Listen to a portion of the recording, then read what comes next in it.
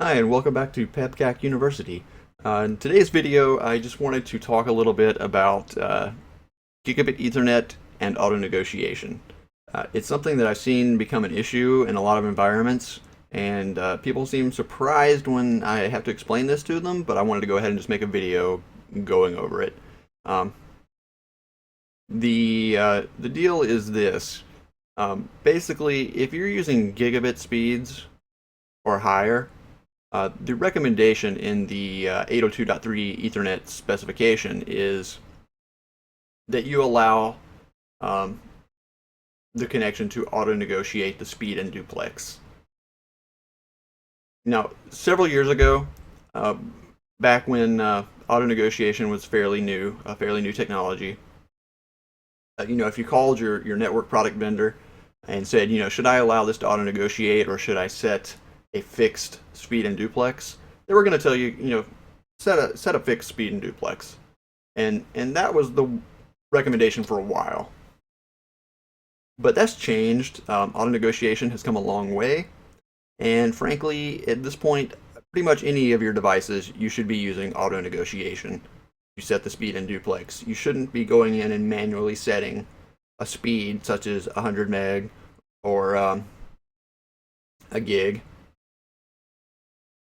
And actually, on that note, you really shouldn't have an option. For example, in Windows, I'm using Windows 7 here. If we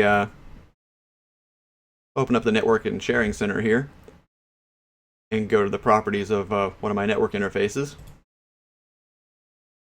you go to Configure and the Advanced tab, many network adapters are going to have a speed and duplex setting. You see mine is currently set for auto negotiation, but I have several options. Now, there really shouldn't be an option for 1 gig full duplex. The reason for that is, again, according to the standard, 1 gig should be auto negotiated. But sometimes a network card manufacturer, in this case mine is a Realtek, may actually break a spec by including an option to manually set 1 gig full duplex here. But normally what you'll see is you won't even see an option for 1 gig, and that's because you should be allowing it to auto-negotiate that speed.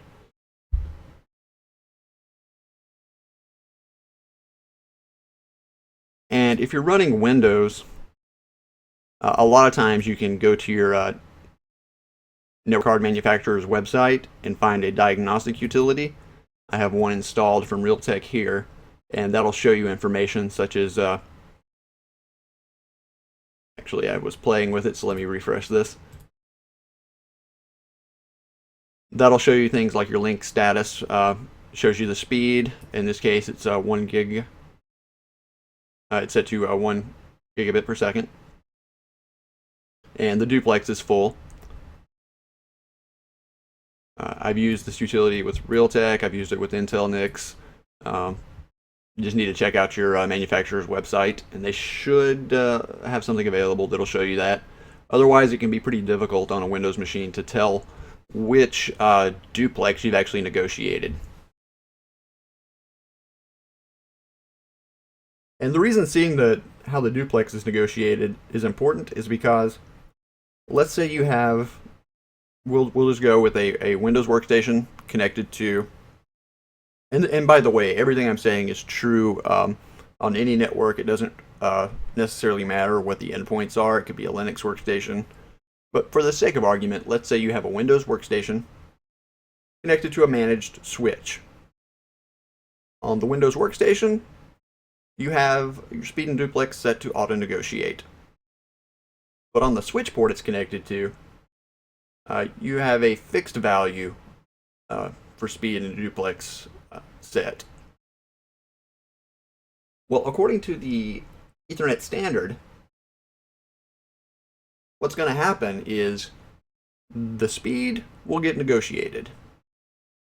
So let's say you have that switch port set for 100 megabits per second, and you have your gigabit NIC on your workstation set to auto-negotiate.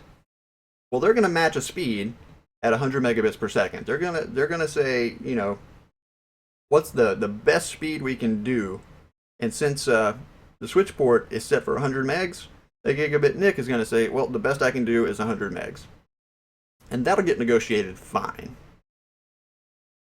The problem is the duplex. According to the standard, if auto negotiation is not used on both ends of the connection, then duplex automatically becomes half duplex, which can be a problem. One of the first times in my career where I saw this become an issue, and pretty much got into an argument with a consultant over this until I was able to prove my point, and actually got an apology from him later for thinking I was wrong. Was a situation in which we had a managed switch. I believe it was I don't remember the model number, but I believe it was a Cisco Catalyst, which was sort of the core switch. Every desk at this business had an Ethernet wall jack. The workstations would plug into that, and on the other end it was connected to the managed switch. Well, one of the higher-ups in the business came up with a project he was working on.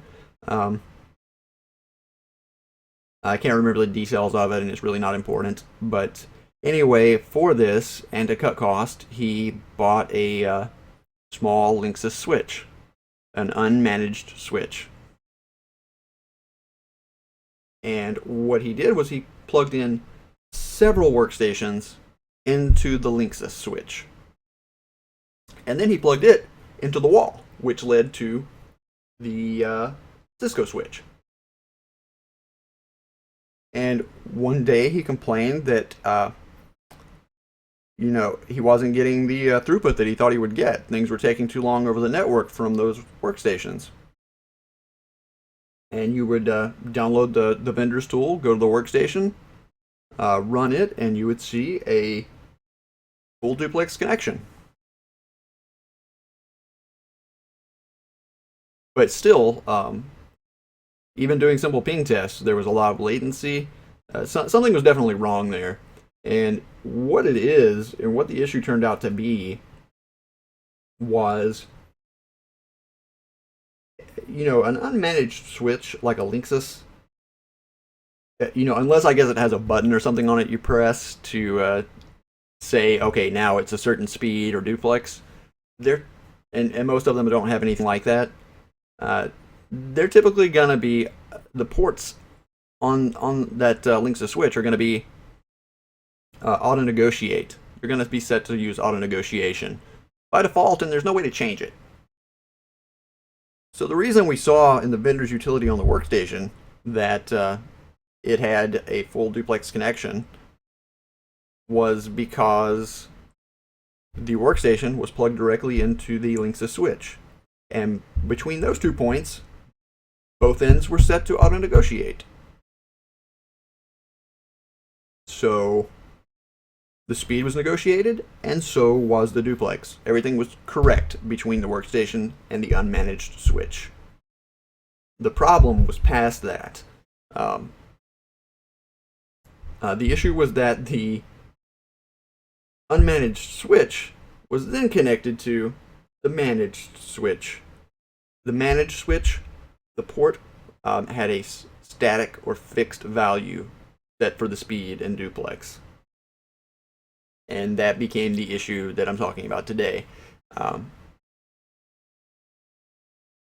So between the unmanaged switch and the managed switch, we had a half duplex connection, according to the standard.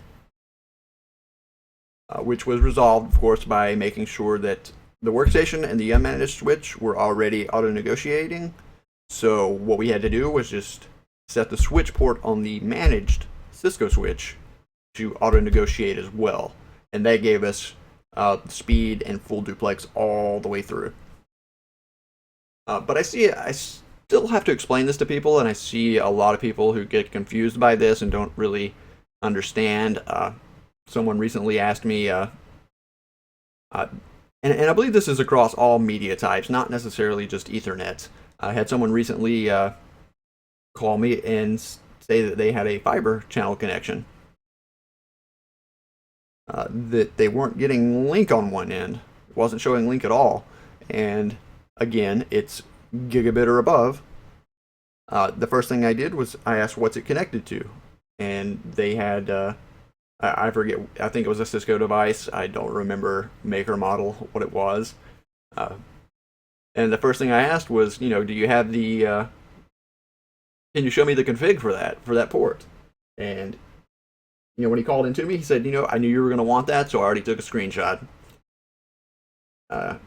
And he shared with me the screenshot, and the first thing I looked at was, I said, you've got the speed and duplex statically set on that device, don't you? And he said, yeah, I think we do. And I explained all this to him about how for gigabit or above, we need to let both ends auto-negotiate. And sure enough, once we changed the switch side to auto-negotiate on that port, everything came up, looked good. Then he asked, well, what if we have a need to statically set that port again? And my response was, well, you would then be sort of breaking the standard, the recommendation in the standard for gigabit speeds. Unfortunately, to use gigabit speeds, it should be considered a requirement that both ends of the connection must use auto-negotiation. If you happen to be running a driver from a manufacturer that breaks spec, then it may work without you doing that. But at the same time, your question to that vendor or manufacturer really should be, why are you going against the grain? Why are you breaking specification in your product? You should always strive to follow specifications for any technology that's out there, and try not to stray from that. If your vendor is breaking spec, you should call them up or send them an email and ask them, why did you do this? Why did you choose to go this different path when everyone else is, trying to base their products on these standards that have been set forth? But anyway, to sum things up, just remember, whenever possible, just use auto-negotiation for establishing speed and duplex on your links. If you must statically set something, be sure you do it on both ends. Make sure you set it on the switch port and on the endpoint that's directly connected to the switch port. So if you statically set 100 meg full duplex on your switch port, then statically set 100 meg full duplex on the endpoint that's connected to it. Same for auto-negotiation. Auto-negotiation, to work properly, has to be set on both ends. And that's what I recommend that you do. There really shouldn't be a need to statically set anything in this day and age. And beyond that, with gigabit or greater, definitely auto-negotiation on both ends. That's the proper way to establish that 1 gig or more connection. And it also explains why, if you're ever looking at your NIC settings and you're like, I don't have an option, why can't I manually set 1 gig? Because doing so would actually break the standard. And not seeing it there should be your clue. I need to use auto-negotiation. I hope you'll subscribe to this channel for more great information. I'm going to be posting a lot of videos covering a broad range of topics. And I hope you'll spread the information from this video, because, again, I have seen this happen to a lot of people, and they seem very surprised on how auto-negotiation actually works in regards to gigabit technology.